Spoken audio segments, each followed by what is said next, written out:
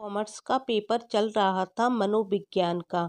तो हम देख रहे थे कि मनोविज्ञान से संबंधित क्वेश्चंस उस पेपर में किस तरह से पूछे गए हैं। आपको पता है मनोविज्ञान से संबंधित क्वेश्चंस अब आरपीएससी ने जीके के फर्स्ट पेपर में लगा दिए हैं। तो वो क्वेश्चंस पूछे जाएंगे तो हमको मालूम होना चाहिए कि किस तरह के क्वेश्चंस प्रीवियस ईयर में पूछे गए हैं। तो वो सारे क्वेश्चंस हम यहाँ पर हल कर रहे हैं। तो मैंने आपको 14 क्वेश्चंस पूरे करा दिए थे। आज हम 15वां क्वेश्चन देखते हैं कि क्या क्वेश्चन था। मनोविज्ञान की यह परिभाषा किसके द्वारा दी गई है कि सबसे पहले मनोविज्ञान ने अपनी आत्मा का त्याग किया, फिर उसने अपने मन मस्तिष्क का त्याग किया, उसके बाद उसने चेतना का त्याग किया, अब वह व्यवहार की विधि को स्वीकार करता है। मनोविज्ञान किसको स्वीकार करता है?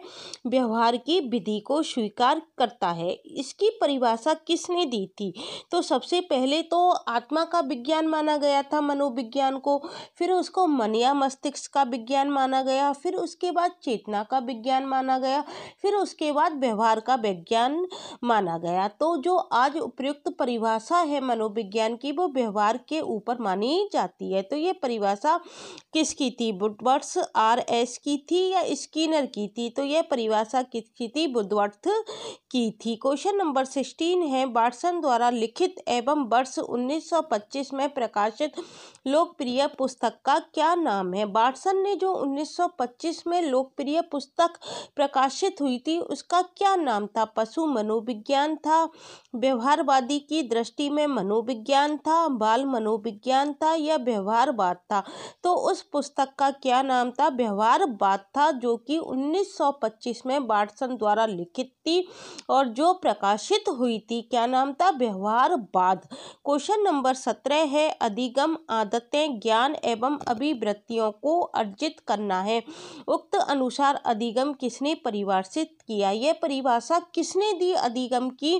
कि जो अधिगम होता है वो आदतें ज्ञान एवं अभिव्यक्तियों को क्या करता है? अभिव्यक्तियों को क्या करता है? अर्जित करता है। तो ये परिभाषा स्किनर ने दी थी, गुथरी ने दी थी, मफी ने दी थी या क्रो एंड क्रो ने दी थी? तो यह परिभाषा किसने दी थी? क्रो एंड क्रो ने दी थी। ये सारा सिलेबस के अनुसार क्वेश्चंस हैं जो आरपीएससी फर्स्ट ग्रेड में मनोविज्ञान का सिलेबस दे रखा है। वो सिलेबस हमको अच्छी तरह से देखना है, फिर उसके बाद हमको प्रीवियस ईयर क्वेश्चंस लगाने हैं कि पेपर में किस तरह के क्वेश्चन पूछे गए थे, जिससे हमारा सिलेबस भी कवर हो जाएगा और हमको क्वेश्चंस की जानकारी हो जाएगी। निम्नलिखित में से कौन सी अवस्था संप्रत्यों के संपूर्ण विकास की अवस्था है पियाजे के अनुसार? तो आपको पता है पियाजे ने कौन से सिद्धांत दिए थे? संज्ञानात्मक विकास का सिद्धांत दिया था और नैतिक विकास का सिद्धांत भी दिया था। इसके अलावा नैतिक विकास का सिद्धांत किसने दिया था? कोहलबर्ग ने दिया था। आपको पियाजे अच्छी तरह से याद करके जाना है, कोहलबर्ग अच्छी तरह से याद करके जाना है। हमने प्रीवियस ईयर क्वेश्चन देखे तो उसमें क्या देखा? पियाजे से संबंधित क्वेश्चन बने हैं, कोहलबर्ग के नैतिक विकास से संबंधित क्वेश्चन बने हैं। इस तरह से हमारी क्या होती है? समझ विकसित होती है। तो इसमें अमूर्त संक्रियात्मक अवस्था है, मूर्त होती है या पूर्व संक्रियात्मक अवस्था होती है। तो आपको पता है पियाजे ने 4 अवस्थाओं का वर्णन किया था संज्ञानात्मक विकास अवस्था के अंतर्गत। तो जो संपूर्ण विकास की अवस्था मानी थी वो कौन सी मानी थी? अमूर्त संक्रियात्मक अवस्था। कौन सी मानी थी? अमूर्त संक्रियात्मक अवस्था। क्वेश्चन नंबर 19 है, किशोर अवस्था में सामाजिक विकास पर किसका प्रभाव नहीं पड़ता? वह निम्न में से कौन सी है? किशोर अवस्था इंपॉर्टेंट अवस्था है क्योंकि आरपीएससी फर्स्ट ग्रेड के सिलेबस में किशोर अवस्था से संबंधित क्वेश्चन पूछे जा रहे हैं। बाल्यावस्था नहीं पूछी जा रही बिल्कुल भी, और सिलेबस में भी किशोरावस्था आपके लगी हुई है। तो आपको किशोरावस्था पर अपनी क्या है? पूरी कमांड बनानी है। जब ये सारे पेपर मैं आपको पूरे करा दूंगी उसके बाद हम थ्योरी भी धीरे धीरे पढ़ना स्टार्ट पाठ करेंगे। इसके अलावा मेरे चैनल पर आपको हिंदी सब्जेक्ट की भी पूरी जानकारी उपलब्ध कराई जाती है और इसके अलावा मैंने मनोविज्ञान भी चालू कर रखा है। किशोर अवस्था में सामाजिक विकास पर किसका प्रभाव नहीं पड़ता है? तो रुचियों का नहीं पड़ता, आवश्यकता का नहीं पड़ता, असुरक्षा का नहीं पड़ता या अभिवृत्ति का नहीं पड़ता। तो सामाजिक विकास पर जिसका प्रभाव नहीं पड़ता है वो रुचियां होती हैं। आवश्यकता सामाजिक विकास के अंतर्गत आती है, असुरक्षा भी आती है, अभिवृत्ति भी आती है, लेकिन जो रुचियां होती हैं वो किशोर अवस्था में सामाजिक विकास पर इनका प्रभाव नहीं पड़ता है। क्वेश्चन नंबर 20 है, किशोरों में संवेग की नियंत्रण का सबसे अच्छा उपाय निम्नलिखित में से कौन सा है? किशोरों में संवेग के नियंत्रण का सबसे अच्छा उपाय कौन सा है? हम संवेगों पर नियंत्रण किस प्रकार से प्राप्त कर सकते हैं? युक्तिकरण द्वारा, प्रक्षेपण द्वारा, शोधन द्वारा या दमन के द्वारा? तो संवेग के नियंत्रण का जो सबसे अच्छा उपाय होता है वो होता है शोधन के द्वारा। क्वेश्चन नंबर 21 है, किशोर अवस्था में चरित्र निर्माण प्रक्रिया से जो अवस्था संबंधित है वह निम्न में से है। किशोर अवस्था में चरित्र निर्माण प्रक्रिया में तो परंपराओं को धारण करने की अवस्था, आधारहीन आत्मचेतना अवस्था, आधार युक्त आत्मचेतना अवस्था या स्व केंद्रित अवस्था। चरित्र निर्माण प्रक्रिया में जो अवस्था संबंधित होती है वो होती है आधारहीन आत्मचेतना अवस्था। कौन सी होती है? आधारहीन आत्मचेतना अवस्था। तो किशोर अवस्था से संबंधित देखो क्वेश्चन भी पूछे गए हैं। ऊपर वाला क्वेश्चन पढ़ा वो भी किशोरों का था, इसके बाद पढ़ा वो भी किशोर अवस्था है, और देखो अब भी किशोर अवस्था है। तो इससे हमारी क्या समझ विकसित हुई? किशोर अवस्था हमको अच्छी तरह से लर्न करके जानी है। किशोर अवस्था की मुख्य विशेषता निम्न में से है। आत्मगौरव है, आत्मचेतना है, रचनात्मक है या सामाजिक प्रवृत्ति है? तो कौन सी है किशोर अवस्था की मुख्य विशेषता? आत्मचेतना है। क्वेश्चन नंबर 23 है, कार्यात्मक प्रतिबद्धता सिद्धांत प्रक्रिया में मुख्य कारक निम्न में से कौन सा होता है? कार्यात्मक प्रतिबद्धता सिद्धांत जो होता है उसमें मुख्य कार्य कौन सा होता है? मुख्य कारक कौन सा होता है? आकृतिकरण होता है, पुनर्बलन होता है, बहिर्गमन होता है या स्वतः आपूर्ति होती है? तो उसमें कौन सा कारक होता है? पुनर्बलन। यदि पुनर्बलन मिलता रहता है तो कार्यात्मक प्रतिबद्धता के प्रति हम क्या होते हैं? आकर्षित होते हैं। इसलिए कार्यात्मक प्रतिबद्धता सिद्धांत में जो कारक डिपेंड करता है वो कौन सा करता है? पुनर्बलन का कारक डिपेंड करता है। क्वेश्चन नंबर 24 है, ये देखो परिभाषा है, प्रशिक्षण एवं अनुभव के द्वारा व्यवहार में होने वाले परिवर्तन को सीखना या अधिगम कहते हैं। उक्त कथन किस मनोवैज्ञानिक के द्वारा कहा गया है? कौन सा मनोवैज्ञानिक है जिसने ये कहा था कि प्रशिक्षण एवं अनुभव के द्वारा व्यवहार में होने वाले परिवर्तन को क्या कहते हैं? हम सीखना या अधिगम कहते हैं। स्किनर की है, गेट्स की है या थॉर्नडाइक की है? तो ये परिभाषा किसकी है? गेट्स की है।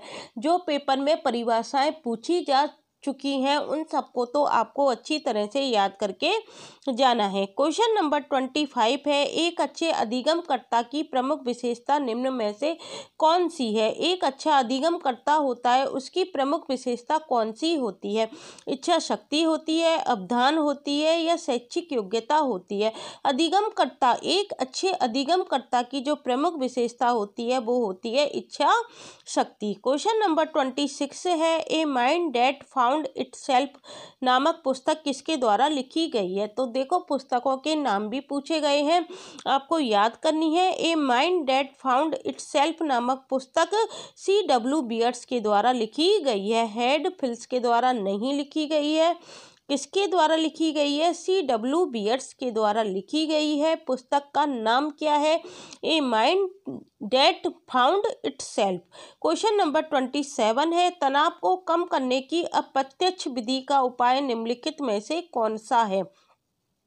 तनाव टेंशन कम करने की जो अप्रत्यक्ष विधि है वो कौन सी है? अप्रत्यक्ष विधि का उपाय निम्नलिखित में से कौन सा है? आत्मीकरण है, लक्ष्य का प्रतिस्थापन है, या बाधा का निवारण है, या निर्णय है? तो इसमें दो तरह की विधि होती है, अप्रत्यक्ष विधियां होती हैं, प्रत्यक्ष विधियां होती हैं। तो आपको याद रखनी पड़ेंगी प्रत्यक्ष विधियां कौन कौन सी होती हैं और अप्रत्यक्ष विधि कौन कौन सी होती हैं। तो अप्रत्यक्ष विधि में कौन सा आता है? आत्मीकरण आता है, ये लक्ष्य का प्रतिस्थापन है, ये प्रत्यक्ष में आता है, अप्रत्यक्ष में नहीं आता। बाधा का निवारण भी प्रत्यक्ष में आता है, निर्णय भी प्रत्यक्ष में आता है। अप्रत्यक्ष में कौन सा आता है? आत्मीकरण आता है। क्वेश्चन नंबर 28 है, निम्नलिखित में से भग्नाशा का कौन सा कारण नहीं है? भग्नाशा होती है, उसका कौन सा कारण नहीं है? तो देखो, विरोधी उद्देश्य से भग्नाशा उत्पन्न होती है, विरोधी इच्छाएं से भग्नाशा उत्पन्न होती है, नैतिक आदर्श से भग्नाशा उत्पन्न होती है, लेकिन सफलता जो होती है वो भग्नाशा का कारण नहीं है। सफलता क्या नहीं है? भग्नाशा का कारण नहीं है। क्वेश्चन नंबर 29 है, किशोर के समायोजन की प्रक्रिया शिक्षक का योगदान निम्नलिखित में से कौन सा है? किशोर में समायोजन हम किस प्रोसेस से कर सकते हैं, उसमें शिक्षक क्या योगदान दे सकता है, उसका हमको आंसर बताना है। कमजोरी का ज्ञान ना कराना, मूलभूत आवश्यकताओं की पूर्ति ना करना, आकांक्षा का उचित स्तर तय करना, समस्या का समाधान ना करना। यदि किशोरों में समायोजन की प्रक्रिया में शिक्षक का योगदान रहता है, वो क्या रहता है? शिक्षक के द्वारा आकांक्षा का उचित स्तर तय किया जाता है, आकांक्षा का उचित स्तर तय करना। क्वेश्चन नंबर 30 है, निम्न में से कौन सा सिद्धांत शिक्षक साधनों के चयन में मार्गदर्शक नहीं है? क्या पूछा गया है? मार्गदर्शक नहीं है शिक्षक साधनों के चयन में। उद्देश्यों की पूर्ति का सिद्धांत, ये तो सहायक होता है। विद्यार्थी केंद्रीयता का सिद्धांत, ये भी मार्गदर्शक होता है। संसाधनों के प्राप्त होने का सिद्धांत, ये भी मार्गदर्शक होता है।